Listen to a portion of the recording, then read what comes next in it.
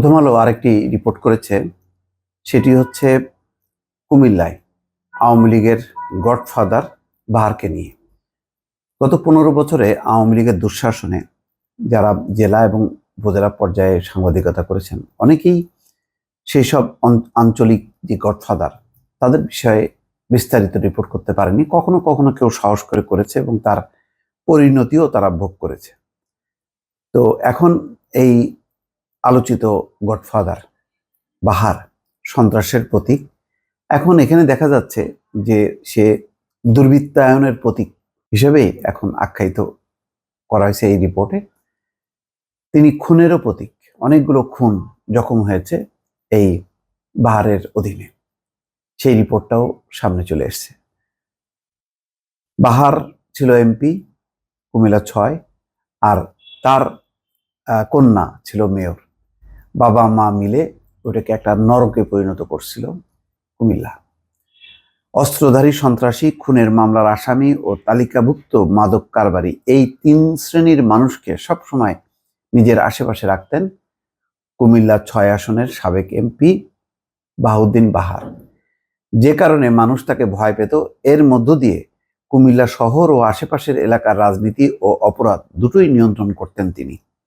তার দাপট এতটাই ছিল যে আওয়ামী লীগের নেতারাও এখন বলছেন কুমিল্লা শহরে কোনটি ন্যায় আর কোনটি অন্যায় সেটিও তিনি ঠিক করতেন।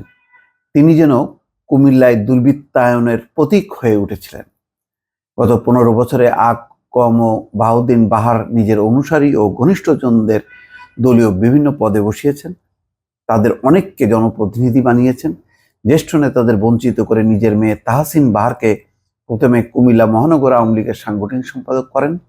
গত মার্চ মাসে কুমিল্লা সিটি কর্পোরেশনের মেয়র পদের উপনির্বাচনে কেন্দ্রীয় সিদ্ধান্তের বাইরে গিয়ে তাহসিনকে কুমিল্লা মহানগর আওয়ামী লীগের একক প্রার্থী ঘোষণা করেন তিনি।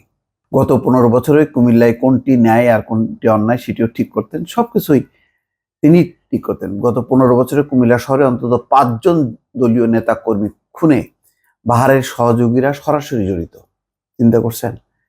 মানে তার চারিপাশে যে লোকজন ছিল সেই লোকজনগুলি সরাসরি জড়িত, অন্তত 5 জন নেতাকর্মী খুনে।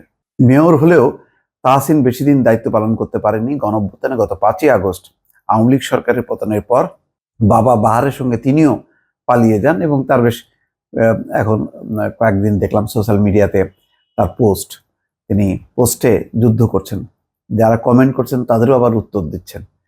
এই হলো অবস্থা। আসলে এই সমস্তগুলি অপরাধীরা, এরা আটক হওয়ার দরকার ছিল, অথচ এরা পালিয়ে গেল। এখন সাধারণ যারা আছে তারা মানে রাস্তাঘাটে মার খাচ্ছে, বাসাবাড়িতে। কুমিল্লা মহানগর আওয়ামী লীগের সভাপতি বাহার প্রথম সংসদ সদস্য হন 2008 সালের ডিসেম্বরের 9ম জাতীয় সংসদে। এরপর থেকে 24 সাল পর্যন্ত তিনি 3 বার কুমিল্লা 6 আসনে এমপি হন। যাক, তার কুমিল্লা ক্লাবের নিয়ন্ত্রণও বাহারের কাছে ছিল। তার সম্মতি ছাড়া কেউ কুমিল্লা ক্লাবের সদস্য হতে পারতেন না।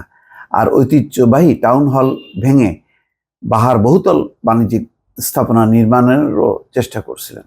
মানে সবকিছুই, মানে কুমিল্লা শহরের ভাগ্য নিয়ন্ত্রণ, কি হবে না হবে, কে কোন পদে বসবে না বসবে, ঠিকাদারি, সমস্ত কিছু, ব্যবসা বাণিজ্য, দুর্নীতি, অপশাসন, খুন জখম সবকিছুর প্রতীকে পরিণত হয়েছে। কিন্তু দুর্ভাগ্য হলো যে সবচেয়ে যার নাম আলোচিত, সে তার মেয়েকে নিয়ে ঠিকই মানে ভারতে পালা গেছে এবং এখন খুব নিরাপদ জীবনযাপন করতেছে তারা। এটা হলো একটা দুর্ভাগ্য। দর্শক ভালো থাকবেন। আল্লাহ হাফেজ।